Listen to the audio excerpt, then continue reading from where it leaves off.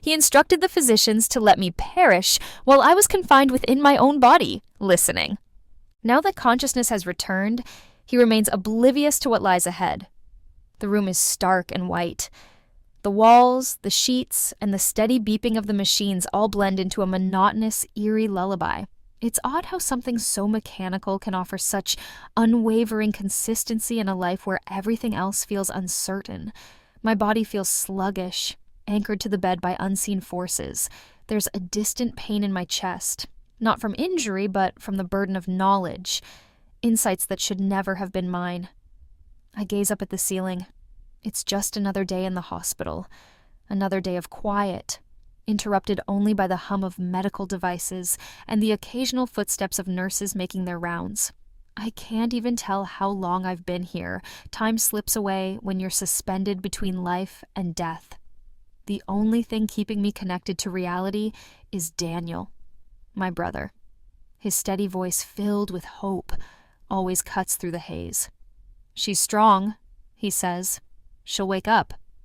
And she did. But waking up wasn't the relief he or anyone else had envisioned. As my eyes opened, the harsh truth settled in. I wasn't meant to regain consciousness, at least not according to Robert, my devoted husband, who whispered sweet nothings each night and vowed me forever. However, forever was cut short by another woman's presence, driven by greed and impatience to end his wife's life so something or someone new could begin. Daniel remains unaware that I overheard everything. Somewhere between consciousness and the coma, I heard Robert urging the doctors to disconnect my life support, claiming it was my wish to end it. He deceived them, leading them to believe he was acting in my best interest. They were on the verge of terminating me, but Daniel intervened, fighting to save me when the person who should have protected me was the one pushing me towards death. Now, awake, I feel caught between two realities: the shattered world I once believed in, and the one before the accident where I thought love could conquer all. Robert hasn't visited since my awakening. Daniel explains that Robert is busy with work. But I know the truth. Robert is avoiding me because he can no longer face me or pretend everything is fine. I hear the door creak open, and Daniel enters, his face lighting up upon seeing me conscious, just as it has every day since I regained awareness. He remains my anchor, the only person who feels genuine in this room filled with deceit. "How are you feeling today?" he asks, pulling a chair close to the bed. His voice is gentle, as if he fears I might crumble under the weight of his inquiry. I manage to respond, "Better?"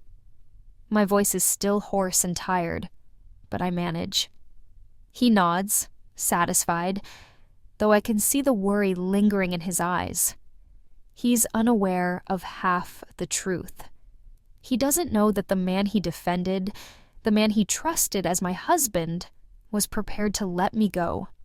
Not out of love, but convenience. I bite my lip, holding back the surge of emotions threatening to overwhelm me. "Has Robert visited?" I ask, already knowing the answer but needing to hear it. Daniel's expression hardens slightly as he tries to conceal his frustration. "Not yet," he replies. "He's been busy, planning a life without me, I'm certain. He's been occupied," he adds quickly, as if trying to reassure himself more than me. "He's just dealing with a lot. The accident changed everything." I nod slowly, but inside, something cold and unyielding settles. It wasn't just the accident. It was the realization that my marriage and life were built on lies. I can't shake the feeling that everything is about to unravel further. There was a time when I truly believed in Robert, thinking he was the kind of man who would stand by me through anything. We met in our 20s, both ambitious and full of dreams. He was charming and attentive, always knowing what to say, making me feel like the center of his universe. Now, I see it was all an illusion, a carefully constructed facade to keep me unaware. I never noticed the signs until I was already unconscious, unable to fight for myself. But now that I'm awake, everything has shifted. I'm unsure how to confront him or if I can even look him in the eyes and act ignorant of his actions. Yet, I will find the strength. For Daniel, for myself, and for the life Robert attempted to take from me. Daniel leans forward, his hand resting on mine. "I'm glad you're awake," he says softly. "I don't know what I would have done if you hadn't pulled through." I squeeze his hand weakly. "I'm here," I whisper. Deep down, though, I'm not the same person I was before. Something within me has changed, and I feel anger slowly building within. I'm alive, but not whole. Not until I face the truth directly. Days blur together in the hospital, each one indistinguishable from the last.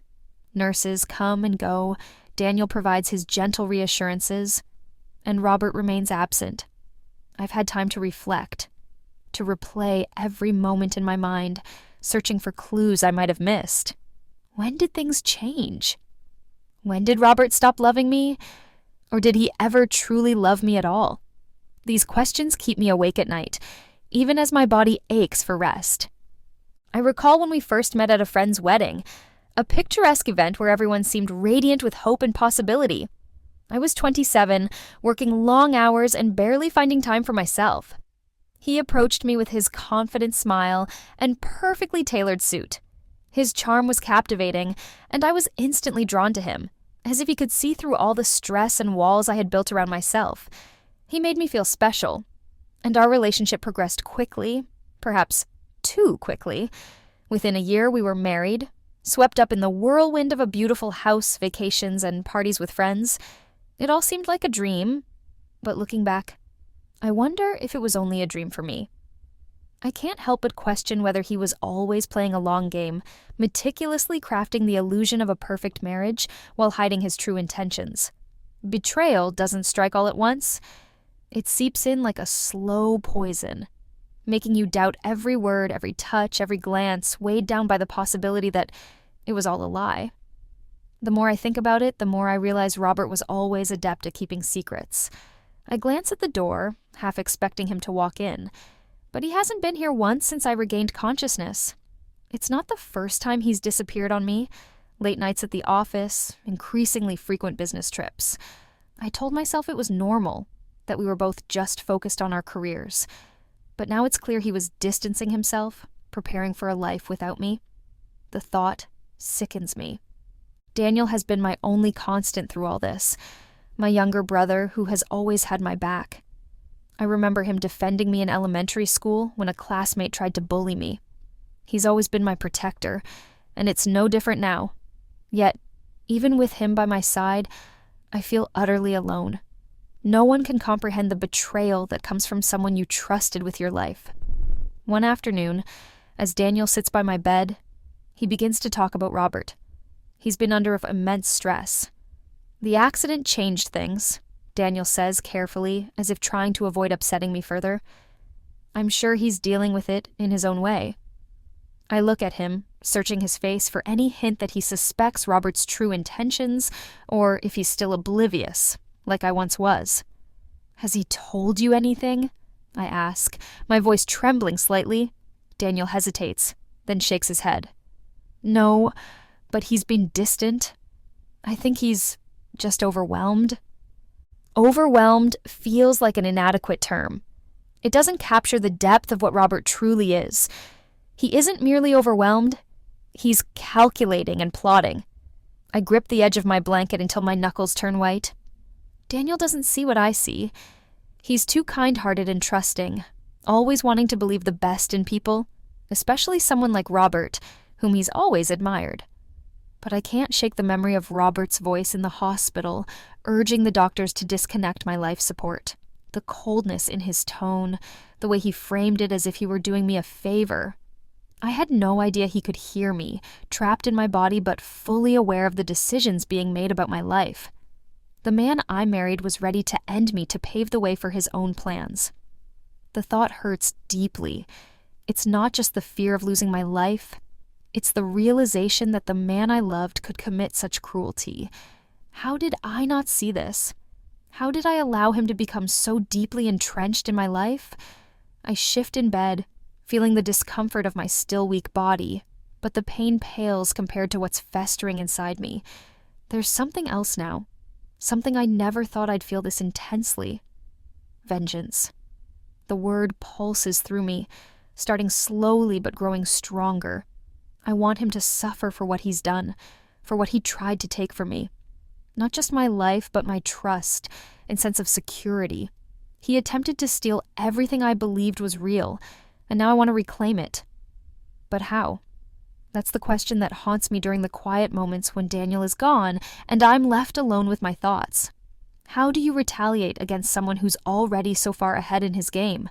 How do you strike a man like Robert without losing yourself in the process? I don't have the answers yet, but I will find them.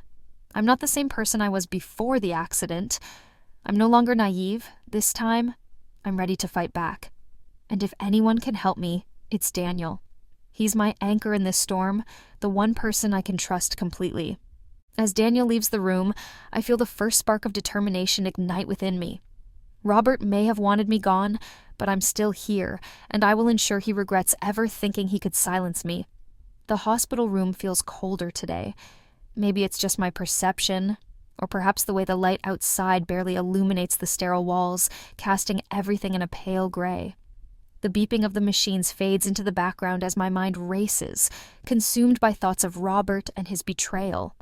I've been awake for a few days, and the weight of what I know is beginning to crush me. I'm torn between the anger swelling inside and the helplessness of my situation. Lying here, barely able to move, I'm reminded of how much control I've lost. My body still feels foreign, like it belongs to someone weaker than the woman I used to be. But it's not just my body.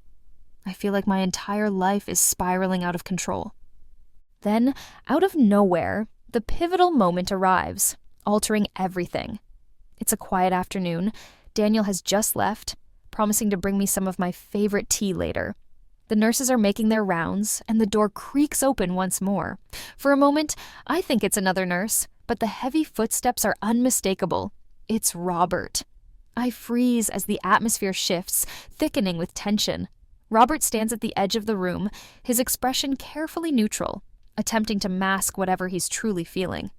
"Hello, Emily," he says, his voice smooth and unnervingly calm, as if we're engaged in a casual conversation rather than the battleground our marriage has become.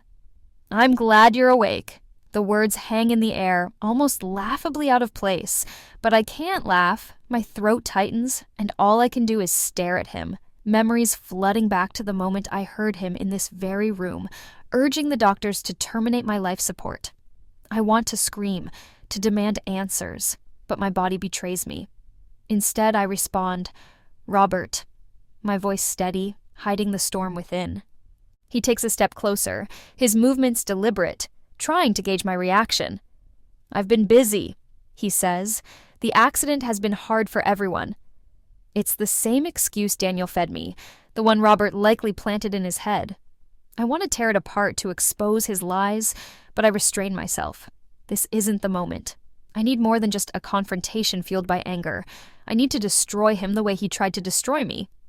I must be strategic. "I'm sure it has," I reply, forcing calm into my voice. "It's been hard for me too." His eyes flicker briefly, as if he's contemplating his next words. He doesn't realize that I know the truth. At least, not yet. This gives me a small, fleeting advantage. He continues to step closer, mentioning the doctors, the hospital bills, my recovery. It's all been overwhelming. His voice carries that familiar tone of practiced concern, the same tone that once comforted me and made me believe he cared. Now, it only makes me sick. I play along. "Thank you for taking care of everything." The words feel rough on my tongue, like sandpaper. Robert's expression softens, as if my gratitude somehow justifies his twisted actions. "Of course," he replies. "I just want what's best for you. What's best for us." The words echo in my mind, twisting like a knife. If I hadn't overheard him, I might have believed him. But I did hear him. I know what he truly desires. My absence, my silence, my death. "I've been thinking," he says, shifting his weight from one foot to the other. "Maybe when you're stronger, we can talk about what happens next, about the future." The future. I can't help it. The words slip out before I can stop them. "Whose future, Robert? Yours or mine?" For the first time, he looks genuinely startled. His mask cracks slightly, revealing a glimpse of something darker beneath the surface, but he quickly regains his composure. "Of course," he responds smoothly. "I just want to make sure we're on the same page." I stare at him, and for a moment, silence stretches between us, heavy and suffocating. This is it, the moment I could confront him, lay everything bare, but something holds me back. It's not entirely fear, it's something deeper, more calculated. I desire more than a simple confrontation. I want him to experience the helplessness, the betrayal, the cold dread of knowing that someone you trusted with your life is capable of unimaginable cruelty. If I play my cards right, I can ensure he feels it. "I'll be stronger soon," I say finally, my voice steady, "and then we can talk about everything." Robert nods, appearing satisfied. "Good. I'll give you time to recover. We'll figure it all out." As he turns to leave, I watch him, my mind racing with plans. He believes I'm still unaware, that I'm too weak to fight back. But he's mistaken. I will bide my time, gather my strength, and when the moment is right, I'll show him just how strong I can be. The door clicks shut behind him, and silence returns. But it's different now. It's not the silence of helplessness, it's the calm before the storm.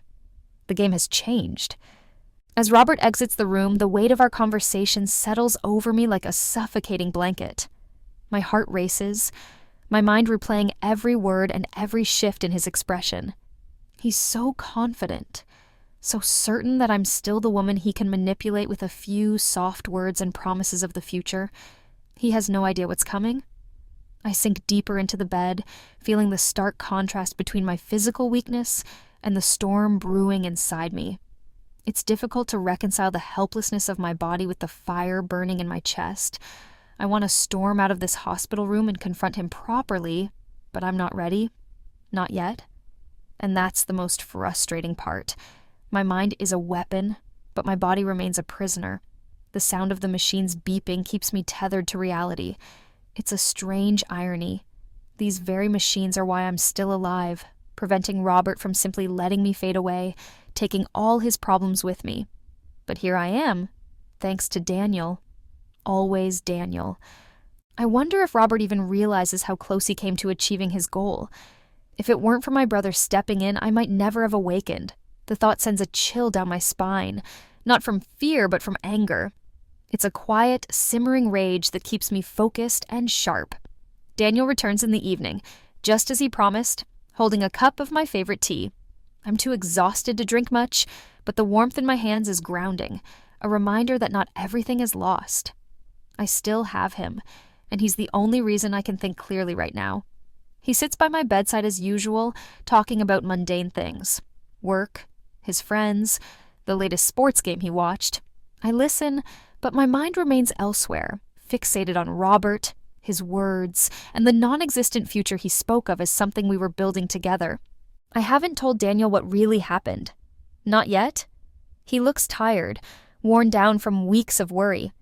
He's been carrying the weight of my life on his shoulders, and I'm not sure he can handle the truth right now. He wants to believe that Robert is merely struggling to cope, that the man he trusted as a brother-in-law is still the man I married. Telling him otherwise would shatter that illusion. Eventually, I realized I needed to confront the issue. Over the next several days, I grappled with how to approach this and how to reveal the truth to Daniel without triggering his anger or deepening his existing guilt. He already blames himself for not being able to shield me from the accident. Even though it wasn't his fault, he shouldn't carry the additional weight of knowing that Robert, the man who was supposed to stand by me, was attempting to eliminate me. Days dragged on, and as my strength gradually returned, so did my clarity.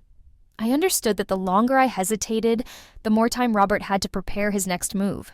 He believed he was in control, thinking I was still too weak and unaware, but the reality was that I was growing stronger each day. With this newfound strength came a renewed sense of purpose.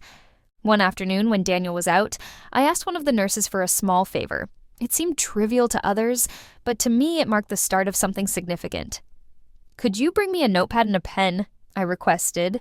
My voice was still gentle, yet it carried a steadiness I hadn't felt in weeks. The nurse complied, returning shortly with a simple notebook and a pen. To me, It felt like the key to my liberation. Once she left, I opened the notebook and began to write. Initially, it was just disjointed thoughts and fragments of the puzzle I was trying to assemble. However, as I continued, the fog in my mind lifted and a clear plan emerged. I needed to be strategic. Confronting Robert without evidence would allow him to twist the narrative and make me appear confused or paranoid. If I were to expose him, I required proof presented in a way he wouldn't anticipate.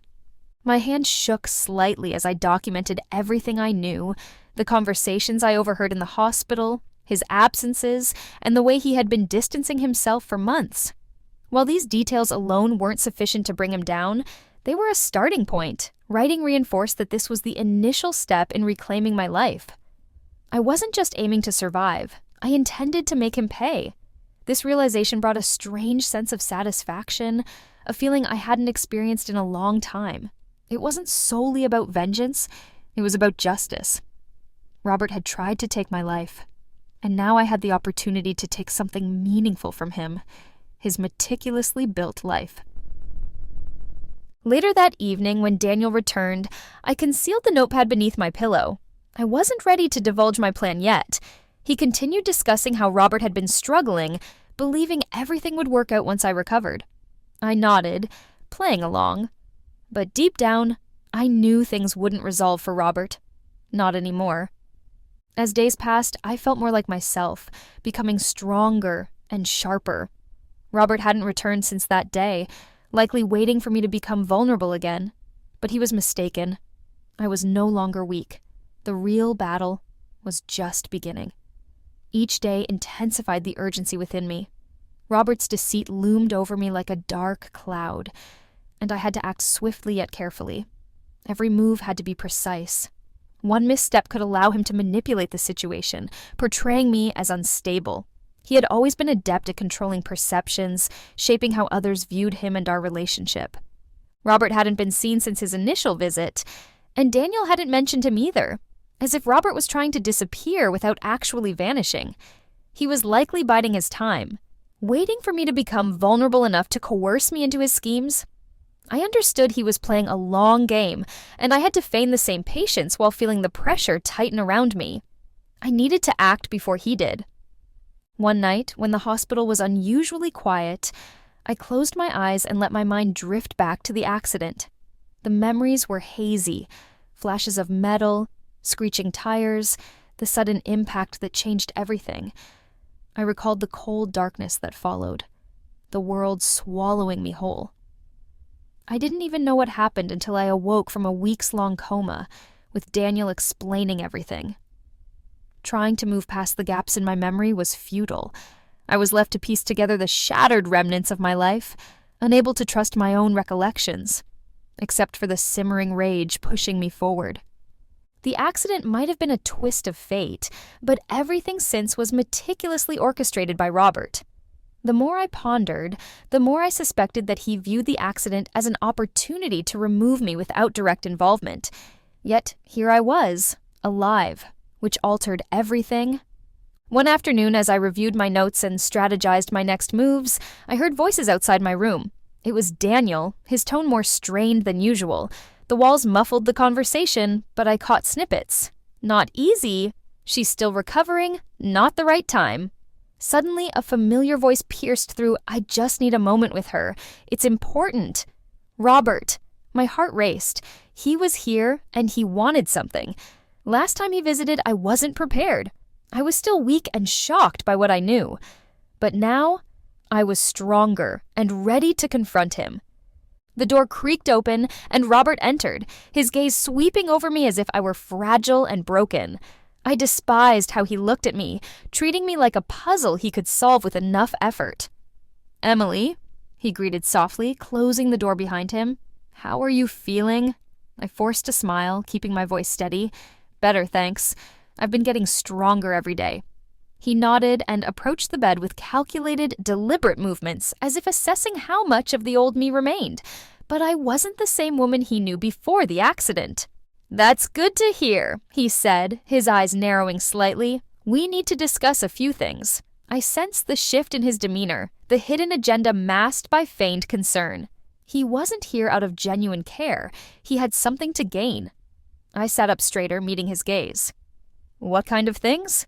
He hesitated briefly, long enough for me to see through his facade.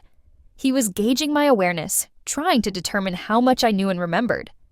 The doctors deemed it time to discuss long-term plans. He explained slowly, planting the notion that I would need ongoing support and couldn't manage independently. It was the first step in making me reliant on him, making me feel weak and dependent. But I knew better. I tilted my head, feigning confusion. What do you mean by long-term plans? I'm recovering, aren't I? He forced a smile, though the strain was evident. Of course you are, but we need to be realistic. The accident was serious. You're lucky to be alive. If it weren't for Daniel, I wouldn't be here. I nodded slowly, pretending to take his words to heart. I've been thinking about that too, I responded softly, but I think we should wait a little longer before making any big decisions. I'm still getting stronger. Let's see how far I can go. His eyes narrowed slightly, showing his surprise at my resistance. He hadn't anticipated my defiance, expecting me to be compliant. You're right, he said after a moment, his voice overly smooth. There's no rush. We'll talk more once you're feeling better. I watched him retreat, noting the flicker of uncertainty in his eyes. He didn't know how much I had uncovered, which gave me the upper hand. As he left, a surge of adrenaline coursed through me. Every word he spoke confirmed my suspicions. He was plotting something, playing the long game, waiting for me to weaken. But I was already 2 steps ahead. I couldn't wait for Robert to make his move. I had to act first. My strength was returning, and so was my determination. I needed to gather more information and uncover what else he was hiding. There was more beneath the surface. His absence and attempts to disconnect me from life support were just the beginning. Once I unveiled the truth, Robert would regret ever trying to control my fate. Robert's visit left a bitter taste, but also reinforced my resolve. He was up to something, and I needed to uncover his plans. The hospital wasn't the place for confrontations or revelations. I was still seen as a fragile, recovering patient, which I could use to my advantage. My days became a cycle of small victories as I regained strength through physical therapy while mentally preparing to reclaim my life. Moments of calm were rare as a storm of thoughts raged inside me. Daniel remained a constant presence, his visits brightening my days, though a growing tension existed between us. I hadn't revealed everything to him yet. He still believed Robert was merely struggling to cope. One afternoon, after an especially tough therapy session, Daniel sat beside my bed, distractedly scrolling through his phone. Is everything okay? I asked, breaking the silence. He looked up, startled, as if caught in a guilty thought. Yeah, everything's fine, he replied, his voice lacking conviction. I raised an eyebrow. Come on, Daniel. I know you better than that. What's going on? He hesitated, then sighed, rubbing the back of his neck. I've been talking to Mom. She's worried. You know she hasn't been able to see you much, and she's concerned about Robert. Mentioning Robert sent a chill through me. I hadn't spoken to my mother since the accident. She lived out of state and had called constantly afterwards, but I was too emotionally drained to address her worries. I loved her, but she always made everything about her anxieties, and I wasn't ready to handle her barrage of questions. What about Robert? I asked carefully, maintaining a neutral tone. Daniel fidgeted with the blanket, clearly uneasy. She thinks he's not handling things well. She mentioned he seems distant, like he's already moving on. A surge of anger flashed through me, but I quickly suppressed it. Of course he's moving on. He's been doing that for months, maybe even years. But my mother, like you, wants to believe the best of him. I watched his reaction closely. And what do you think? I pressed. Daniel sighed again, leaning back in his chair. Honestly, I don't know. He hasn't been around much, and when he is, he seems disconnected. I keep trying to give him the benefit of the doubt, but it's getting harder. I just don't want to believe he couldn't finish the sentence. I understand his hesitation, I interrupted. Robert had been part of our family for years, and Daniel had once admired him, even looked up to him. Admitting that Robert could be so cruel was difficult, but the truth was undeniable. "I know you want to believe in him," I said softly, "but sometimes people aren't who we think they are." Daniel's eyes narrowed slightly, sensing there was more to my words. "What are you saying, Mom?" I paused, contemplating whether to reveal everything about overhearing Robert's conversations with the doctors and his secret plans. Fear of Daniel's reaction or the need for more evidence held me back. "I'm just saying people change," I continued carefully, "and we can't always predict what they'll do under pressure." Daniel studied me for a moment, searching my eyes for answers, but I offered nothing, just a faint smile to reassure him. Eventually he nodded, though I could tell he wasn't entirely convinced. "Yeah," he said quietly, "you're right." The conversation lingered in my mind long after Daniel left, mixing with my mother's concerns and Daniel's doubts. It reinforced my certainty that Robert had been manipulating things behind the scenes to ensure that if I were gone, no one would question his actions. But I was still alive, and that was something he hadn't anticipated. As days went by, I began assembling the larger picture. Robert hadn't just been avoiding me, he was withdrawing from everyone. Friends, colleagues, even family. Initially, I thought it was due to guilt or shame, but now I saw it as part of a more extensive plan. I casually spoke with the nurses, inquiring about visitors and what had transpired during my unconsciousness. They were kind, but didn't divulge much. I managed to gather that Robert had visited frequently at first, but his visits dwindled as the tension between him and Daniel grew. I also heard whispers about another woman, a visitor who had been seen leaving the hospital with Robert several times. At first, I dismissed it as a mistake, but the more I investigated, the more it made sense. There was another woman connected to Robert, part of his scheme to remove me from his life entirely. This explained his distance and his push to remove my life support. He was preparing for a new life without me, viewing me as an obstacle. Realizing this fueled my determination.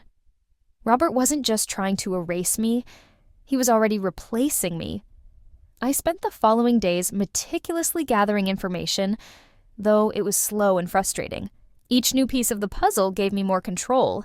The other woman was the key to unraveling his plans, and once I identified her, I'd know where to strike. The revelation ignited the embers of rage within me, transforming them into a fierce determination. I could no longer remain passive. Finding out who she was crucial. She held the key to Robert's vulnerabilities. However, this couldn't be rushed. Robert was meticulous, and I needed to be equally calculated. The next few days blurred together with physical therapy sessions, Daniel's visits, and quiet moments spent documenting everything in my notepad. I had begun to form a plan, but it still felt incomplete, like a missing piece eluded me. Then the idea struck me. Robert's phone. I had seen him use it often, always messaging and checking emails. If this woman existed, her information would be on his phone. But accessing it was another challenge. I spent days devising a strategy, waiting for the perfect moment. It arrived unexpectedly when Robert showed up again, unannounced and without warning. The tension in the room was palpable as he entered. His presence shifted the power dynamic, and I could sense his eyes scanning my face, trying to gauge my strength. "Emily?" he greeted calmly. "You look stronger today." I offered a faint smile. "I'm feeling stronger." I noticed a flicker in his eyes, almost like concern. But I knew better. He was assessing how much control he still had over me, evident in how he stood slightly too far from my bed, ready to leave at any moment. He feared the power of the information I possessed, which I intended to use against him. "That's good," he continued, his voice carefully neutral. "We need to discuss what comes next." I nodded slowly, keeping my expression neutral. "Yes, we do." The tension thickened between us, and for a moment, neither of us spoke. Then he moved closer, pulling a chair to sit beside the bed. His actions were deliberate, attempting to maintain control, but I saw through his facade. I knew what he was hiding, and it only strengthened my resolve. Eventually, I realized I must keep moving forward. "I've been reflecting," I began cautiously, maintaining a calm tone. "Regarding your earlier comments about my well-being, I believe we should devise a strategy together." Robert's eyes momentarily narrow, but he swiftly regains his composure. Naturally, that's all I've ever desired.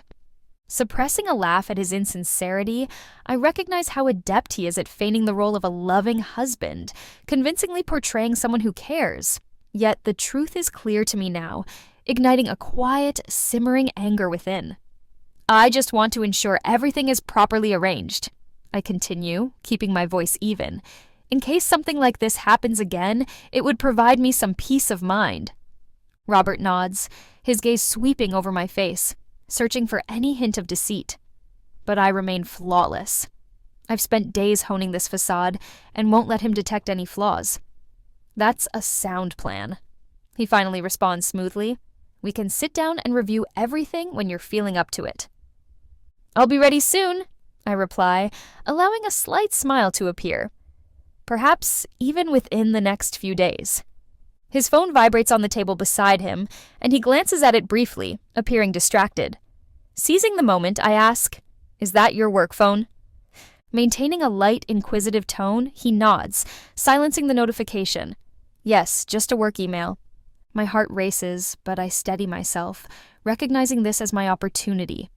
If I can access that phone, even briefly, I could uncover everything I need.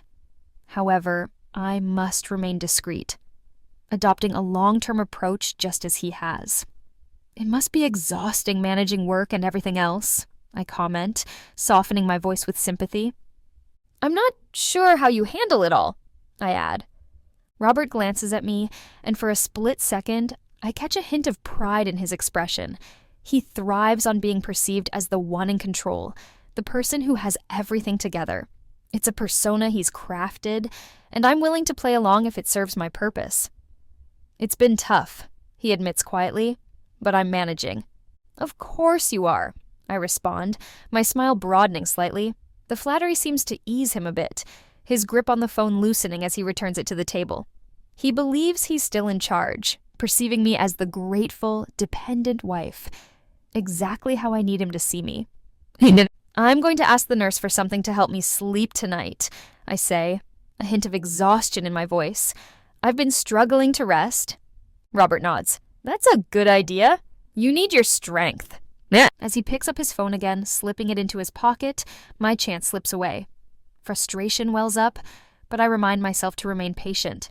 Rushing could jeopardize everything. As Robert moves toward the door, I call out softly yet firmly, "Robert?" He pauses, turning to face me. "Yes?" "Thank you," I say, holding his gaze. He nods, his expression unreadable, and then he's gone.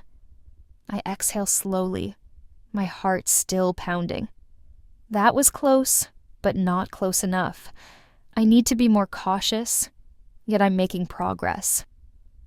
After Robert leaves, I lie in the hospital bed, staring at the ceiling, feeling the weight of recent events.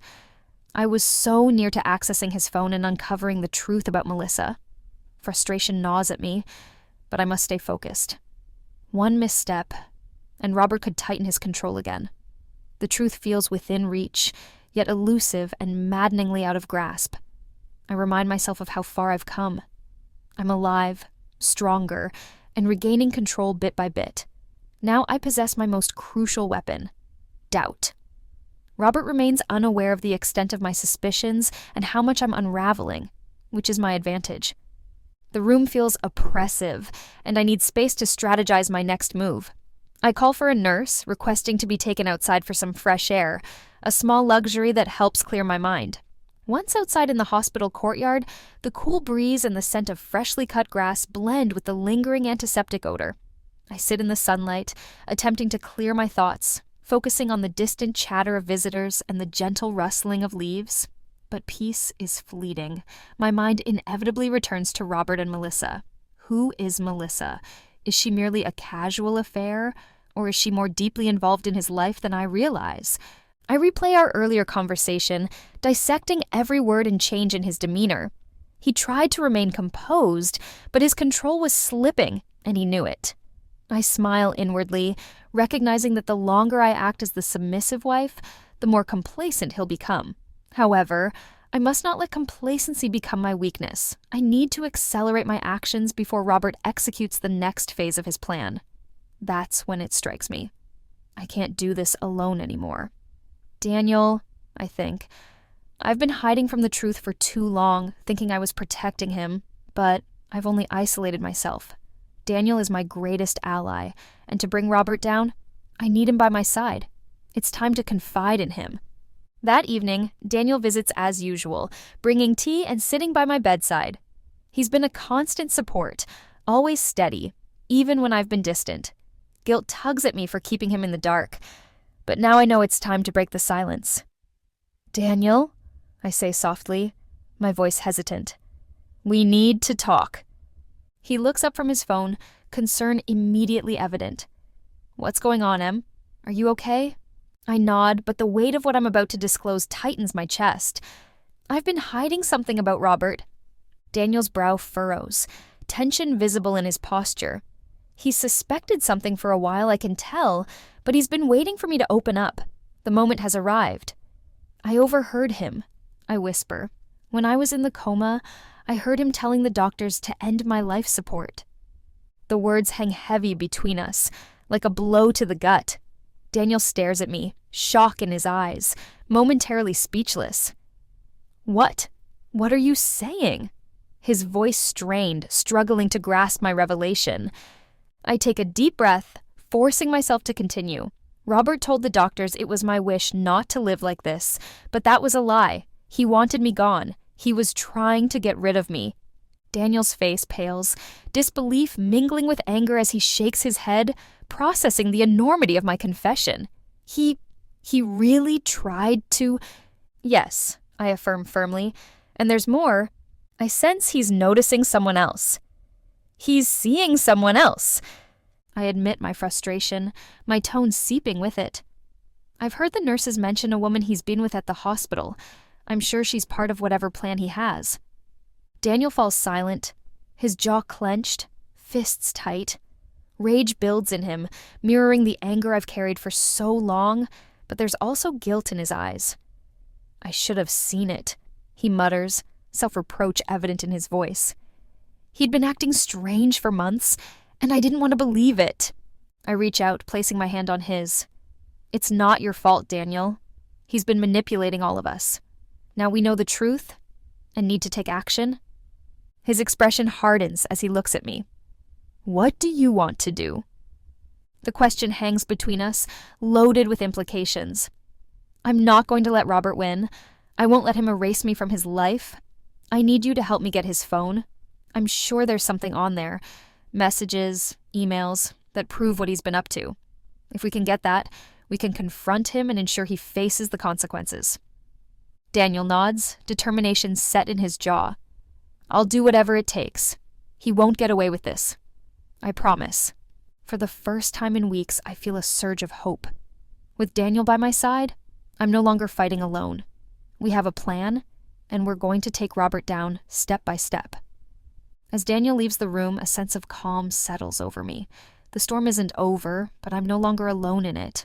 We're going to make Robert regret every lie and betrayal. When this is done, he'll finally understand what it's like to lose everything. The plan is straightforward but risky. Daniel will invite Robert to meet under the guise of discussing my recovery. While Robert is distracted, Daniel will find a way to seize his phone. It's not foolproof, but we can't risk involving anyone else just yet. This must remain between us for now. The waiting is the hardest part, filled with anxiety, but also anticipation. This is the moment I've been waiting for. The moment Robert's lies are exposed. The anger I've harbored is on the verge of boiling over, but I must stay calm and focused. Daniel sends me a text later that evening. "We're meeting tomorrow." I stare at the message, fingers trembling slightly. Tomorrow. The word hangs in the air, filling me with a mix of dread and hope. I'm so close to the truth, to ending this nightmare, yet a part of me fears what I'll discover about the depth of Robert's betrayal. That night, sleep eludes me as my mind races with possibilities, each scenario darker than the last. What if we're wrong? What if Robert senses our plan and turns the tables? Or worse, what if the truth is more devastating than I imagined? The next day, Daniel arrives at the hospital, his face tense. He's never been good at hiding his emotions, especially around me. "Are you ready?" he asks quietly as he sits beside my bed. "As ready as I'll ever be," I reply, striving to keep my voice steady. "Just be careful." He nods, determination evident in his eyes. "Don't worry, I'll get what we need." Shortly after, he leaves, and I'm left alone in the quiet of my hospital room, heart pounding, every minute feeling like an eternity. I keep glancing at my phone, awaiting any sign that the plan is succeeding. The tension is unbearable. Finally, after what feels like hours, my phone buzzes with a message from Daniel. "I have it. I'm on my way back." Relief floods through me, quickly followed by a surge of adrenaline. This is it. We have Robert's phone, and all we need is right there in Daniel's hands. When Daniel returns, the strain on his face is evident, but there's also a flicker of triumph in his eyes. He hands me the phone, and for a moment, I simply stare at it, the weight of what we're about to uncover pressing down on me. This small device holds the key to everything: Robert's lies, his betrayal, the truth about Melissa. "Let's do this," Daniel says firmly, though I can sense the tension beneath his words. I unlock the phone and immediately check his messages, my heart racing with each new thread. Then I find it, the name that appears repeatedly: Melissa. I don't know who she is, but the messages between them are intimate, too familiar for her to be just a colleague or friend. A cold knot forms in my stomach as I read their exchanges. It's clear they've been involved for some time, long before my accident. The texts are distressing: plans to meet, conversations about how things will improve soon. Robert refers to me as a problem, an obstacle in his new life with Melissa. The rage I've been suppressing surfaces, threatening to consume me. Daniel reads over my shoulder, his face hardening with each message we scroll through. He's been planning this for months. "He never cared about me," I say, my voice shaking. "He was just waiting for the right time to get rid of me." Daniel clenches his fists, jaw tight. I can't believe this. How could he? How could anyone do something like this? But it's not just the texts. As we delve deeper, I uncover emails and financial records pointing to Robert's preparations for a life without me. He's already started moving assets, hiding money in accounts I wasn't aware of. Everything leads to one conclusion: Robert planned to leave me for Melissa, and my accident provided the perfect opportunity to accelerate his plans. My hands tremble as I scroll through the overwhelming evidence of his deceit. It's worse than I thought. He wasn't just emotionally abandoning me. He was systematically erasing me until nothing remained of our life together. Daniel speaks softly, placing a hand on my shoulder. "We've got everything we need. We can confront him and make him pay." I nod, though inside I'm struggling to control my emotions. It feels like I'm on the brink of something dark and dangerous. The desire for revenge burns hotter and fiercer than ever. But I must remain cautious. This isn't merely about confronting Robert, it's about dismantling him the way he tried to destroy me. "I'm ready," I say, my voice steadier than I feel. "We're going to take him down." Daniel and I devise a plan to confront Robert with all the evidence laid out before him, leaving him no room to escape or manipulate the truth. When we're finished, I'll ensure he loses everything: his reputation, his money, and his precious new life with Melissa. As we prepare, a sense of calm settles over me. The internal storm has found its focus. This isn't just about retaliating against Robert. It's about reclaiming my life and demonstrating that I'm not the weak, broken woman he believed me to be. When this is over, he'll fully understand what it feels like to be powerless and betrayed, and I'll finally be free. The day of the confrontation arrives sooner than expected, but I'm prepared. Every step of the plan is clear in my mind, and the evidence Daniel and I have gathered is irrefutable. There's no more guessing or wondering about Robert's intentions. All is laid bare. It's time for him to face the consequences. I've arranged for Robert to meet me at the hospital, under the pretense of discussing my recovery and future. It's the perfect setting. He still perceives me as weak and dependent on his support, unaware that today he'll be the one left powerless. Daniel stands by my side, though we've agreed that I'll lead the initial conversation. This is my battle, and I want to take charge. The hospital room feels different today, charged with an electric energy. It's the calm before the storm. The door opens, and Robert steps inside, his expression carefully neutral. I can tell he's already preparing himself for a discussion about long-term care, continuing the role he believes he plays as the devoted husband. But what he doesn't realize is that this role is about to be stripped away. "Emily," he says, his voice as smooth as ever. "How are you feeling today?" I look at him, the man who once made me believe in love and partnership, and I feel nothing but disgust. I sit upright in my bed, heart racing but voice steady. "We need to talk." Robert nods and takes a seat beside me, slipping into his usual comforting routine. But this time, the conversation is different. I'm in control. I've been thinking a lot about our future, I say, watching his reaction closely. He smiles that same fake warmth I once found reassuring. "I'm glad to hear that. We'll figure it all out together." I raise a hand to stop him. "No, Robert, we're not figuring anything out together." He blinks, taken aback by the sharpness in my tone. "What do you mean?" Taking a deep breath, I let the weight of the moment settle around us. "I know about Melissa," I state calmly. "Your texts, your emails, the financial accounts, all of it. You've been planning to leave me for months. My accident was just a convenient excuse." Robert's face contorts in shock, and for a moment he says nothing. I watch the tears form in his eyes as he struggles to regain control, attempting to find words to salvage the situation. "Emily, you don't understand. I was under so much stress. I thought—" "No, Robert," I interrupt coldly. "You thought I wouldn't wake up. You believed you could get away with everything, but I'm still here.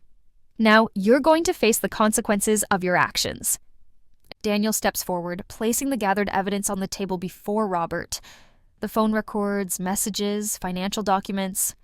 It's all there, every lie and betrayal in black and white. Robert's eyes widen as he scans the papers, desperation evident on his face. "This isn't what it looks like," he tries to plead, but even he knows it's true. Daniel's voice is low, filled with barely restrained anger. "You tried to destroy her life, Robert. Now we're going to ensure you lose everything." For a moment, Robert remains silent, glancing between me and Daniel. His expression shifts from panic to something darker as his facade crumbles, revealing raw anger. "What do you want?" he spits venomously. "Is this about money? Is that all you're after?" Meeting his gaze unwaveringly, I respond, "This is about justice. You tried to kill me, to take everything from me. Now, I'm taking it back." I see defeat in his eyes, the realization that there's no escape. For the first time, Robert is powerless. A sense of satisfaction washes over me. This is what I've been waiting for, the moment he truly understands what it's like to lose control.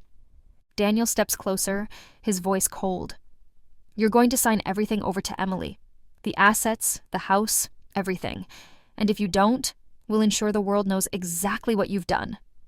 Robert's face twists in fury, but he knows he's cornered. He realizes we hold the power now. After a tense silence, he finally nods, his voice tight with resentment. "Fine, I'll sign whatever you want, but it's not enough for me." Burning with vengeance, I press further. "One more thing. You're going to leave, disappear from my life, and never come near me again. Do you understand?" He glares at me, jaw clenched, but he knows he has no choice. "Fine," he mutters barely above a whisper. With that, the confrontation concludes. Robert signs over everything, and when he finally leaves the hospital, it feels as though a tremendous weight has been lifted from my shoulders. I watch him walk away, knowing he'll never hurt me again. In the following days, I begin to rebuild my life. It's not easy. The scars Robert left behind, both physical and emotional, run deep. But I'm stronger now, stronger than I ever imagined. And with Daniel by my side, I know I can face whatever comes next. Standing by the window as the sun sets, a sense of peace settles over me. The storm has passed, and though the future remains uncertain, I'm no longer afraid. I've reclaimed control of my life and ensured that Robert can no longer destroy me. He thought he could silence me, but he was wrong. I'm still here, and I'm finally free.